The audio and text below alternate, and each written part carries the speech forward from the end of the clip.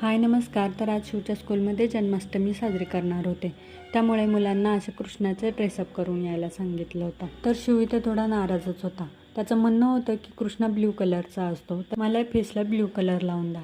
मुलं किती इनोसंट असतात ना. मी अशा घरातल्याच वस्तू वापरून इथे साधासा कृष्ण तयार केला होता, तरी पण खूप गोड दिसत होता. मग आम्ही असे बाहेर त्याचे थोडे फोटो काढले.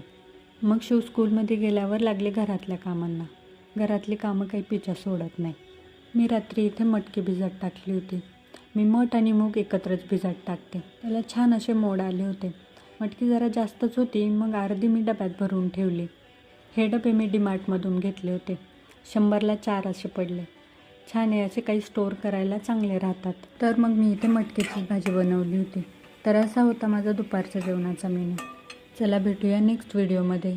तोपर्यंत तुम्ही चॅनलला नक्की सबस्क्राईब करा. Bye bye.